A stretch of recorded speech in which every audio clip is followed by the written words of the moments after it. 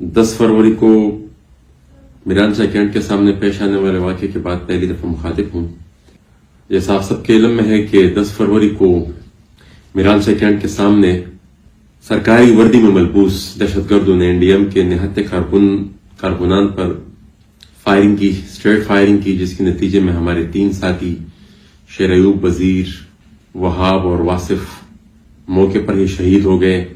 اور مجھ سمیت ہمارے 15 ساتھی زخمی ہوئے، جس میں ہمارے ضلع صدر سداوڑ بھی تھے، اور ان کے علاوہ زہیب، فیضان، راجہ حکیم، احمد، مصطفیٰ، گل محمد، یوسف خان، ناصر اللہ، خانزالہ، نعمان، عرفان اللہ، محمد سعد اور سکیم شامل ہے. الیکشن کمپین کے سٹارٹ سے ہی شاید ان لوگوں نے یہ تہیہ کر لیا تھا کہ یہ جو الیکشن ہے یہ ان کے پاس ایک نادر موقع ہے مجھے ختم کرنے کا. تو الیکشن کمپین کی شروعات میں ہی مجھ پر قاتلانہ حملہ ہوا. پہلے انہوں نے اپنے پراکسیز دہشت گردوں کے ذریعے مجھ پر حملہ کیا شمال وزیرستان کے ایک علاقے تپی میں، اور اس میں بھی ہمارے ساتھیوں نے کافی دلیری کے ساتھ مظاہرہ کرتے ہوئے وہ منصوبہ ناکام بنایا. پھر الیکشن پروسیس کو جس طریقے سے بھی وہ ڈیسٹیبلائز کر سکتے تھے انہوں نے کیا. انہوں نے پولنگ اسکیم کو بھی کوشش یہ کی گئی تھی کہ میں کس طریقے سے ڈسکنیکٹ ہو جاؤں عوام سے. انٹیلیجنس ایجنسیوں نے مختلف اپنے سورسز کے ذریعے اپنے پیغامات پھینچائے کہ خودکش حملہ آور مجھے گلے لگانے کے لیے میرے حجرے کے آس پاس پھر رہا ہے. ہر قسم کا حرب انہوں نے استعمال کیا، لیکن بہرحال ہمارے ساتھی پھر بھی ہمارے ساتھیوں کو خوفزدہ کرنے کی کوشش کی گئی. لیکن اس خوف کے ماحول میں بھی ہمارے ساتھیوں نے کمپین بھی جاری رکھی، اور لوگ آتے بھی رہے، میں بھی لوگوں کے ساتھ ملتا رہا.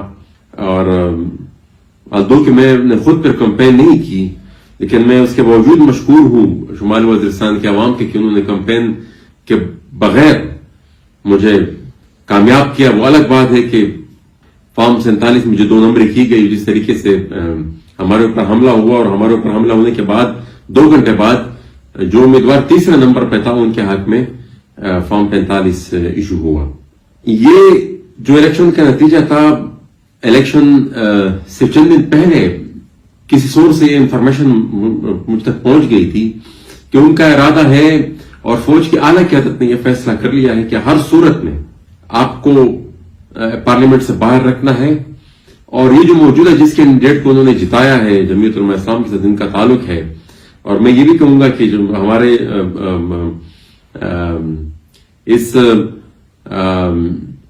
یہ جو سیٹ تھی یہ GHQ کی طرف سے مولانا فضل الرحمان صاحب کو ایک تحفہ تھا، جس کے لیے ہمارے 3 ساتھیوں کو شہید کیا گیا اور 15 ہمارے ساتھیوں کو زخمی کیا گیا. اور اس کی کچھ اسٹریٹجک انٹرسٹ بھی ہیں ان کے، شاید TTP اور افغان طالبان کے حوالے سے بھی اس کے کچھ کنیکشن ہے. بہرحال یہ ایک اور بہت پھر لمبی ڈیبیٹ ہے، لیکن میرے تک یہ انفارمیشن پہنچ گئی تھی کہ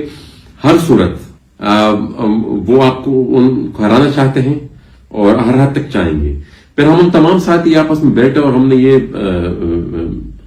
برین اسٹارمنگ کی کہ کون سا وہ ایسا لوپ ہول ہے جس کے ذریعے وہ یا دان بھی کر سکتے ہیں یا کوئی نہ کوئی راستہ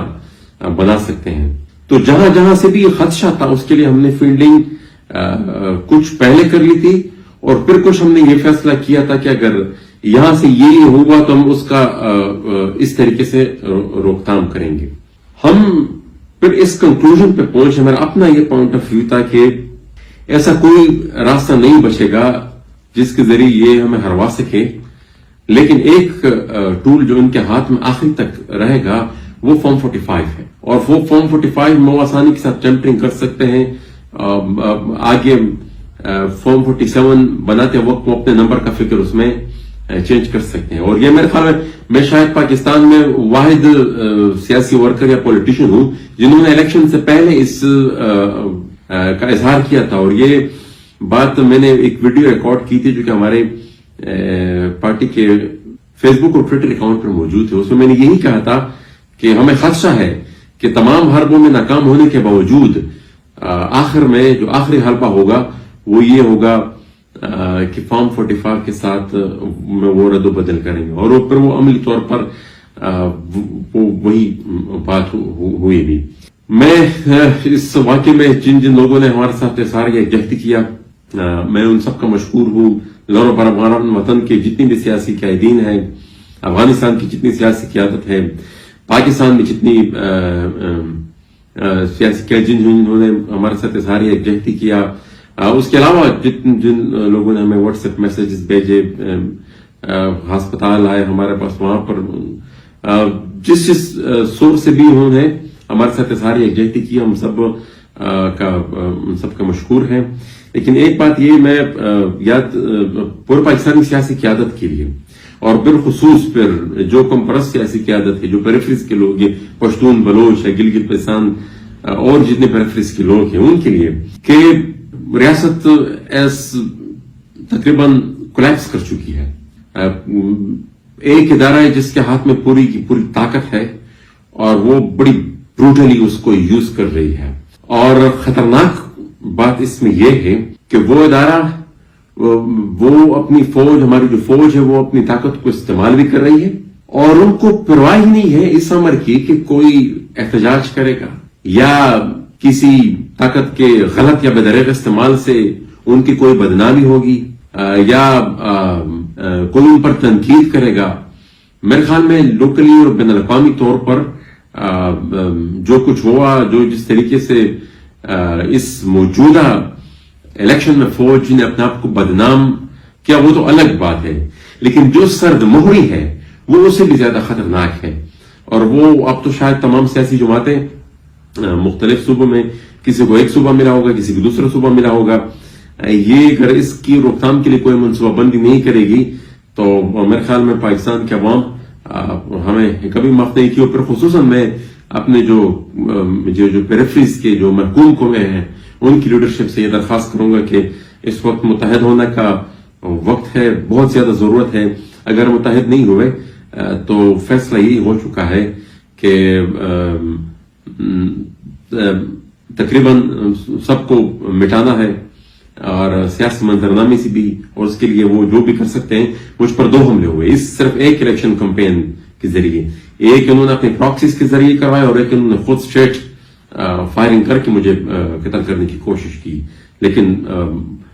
مارنے والے سے بچانے والا بہت زیادہ طاقتور ہے، اور اس سب کے باوجود ہمارے لوگ خاموش نہیں۔ اور یہ میں ان کو بتانا چاہتا ہوں کہ یہ جتنی بھی گولیاں انہوں نے برسائی، جتنا بھی انہوں نے خون بہایا ہے، لوگ خاموش نہیں ہوئے۔ شمالی وزیرستان میں ہر روز لوگ نکلتے ہیں اس احتجاج کے خلاف، اس بربریت کے خلاف، اور اسی کینٹ کے سامنے احتجاج کرتے ہیں جس کے سامنے ہمارے ساتھیوں کا خون بہایا گیا تھا۔ اور یہ احتجاج، یہ ہمارے پولیٹیکل اسٹرگل، یہ اسی طرح چلتے رہے گی، اور کوئی بھی ایسا جب تک سانس ہے ہماری وجود میں، جب تک زندہ ہے، ہم ایک انچ بھی اپنی سیاسی نظریے سے پیچھے نہیں ہٹیں گے۔ میں آخر میں ایک ریکویسٹ ضرور کروں گا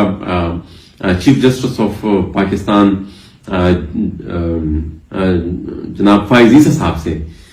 کہ شمالی وزیرستان میں جو خون آلود انتخابی ڈاکہ ڈالا گیا، جو ریزلٹ چینج ہوئے، وہ تو الگ سا ایک پروسیس ہے، اس میں تو وہ کام تو چلتا رہے گا۔ ٹریبیونل ہے وہاں، وہ بھی